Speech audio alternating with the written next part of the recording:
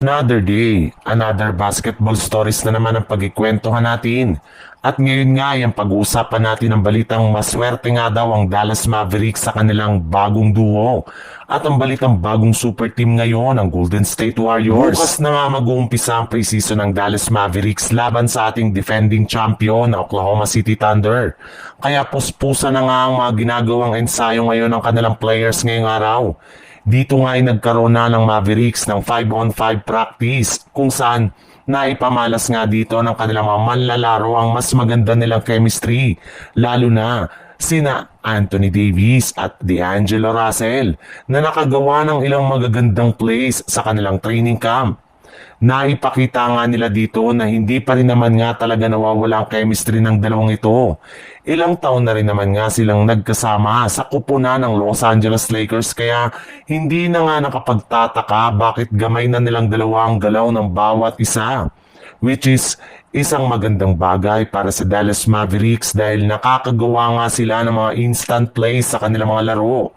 Pero maghihintay pa rin naman nga daw tayo ng ilang araw o linggo bago magkasama sina D'Angelo Russell at Davis sa lineup ng Dallas Mavericks since nagre-recover pa rin naman nga si AD mula sa natamo nitong injury sa kanyang mata. Alam naman nga po ninyo na kakagaling pa lang naman nga ni Davis sa operasyon ng nagdaang off-season kaya kailangan muna ng Dallas na gumawa ng ibang mga plays sa kanilang mga unang laban. Sa ibang balita naman, kahit man nga kakasimula pa lang ng Golden State Warriors ng kanilang preseason game, ay mukhang gusto na nga agad ng kanilang front office na buwagin ang kanilang kasalukuyang lineup na bumuo ng bagong super team. At eto nga ay sa pamamagitan ng pagkuha nila ng isang trade kay Bam Adebayo para itandem kina Jimmy Butler, Stephen Curry at Draymond Green. Para nga sa inyong kaalaman, umabot nga sa $37 million kada taon ang kontrata ni Adebayo kaya bukod nga kay Jonathan Kuminga, ay kailangan pa nga nilang magdagdag ng iba pang mga players na kanilang i-offer sa Miami Heat para lamang matuloy ang kanilang trade.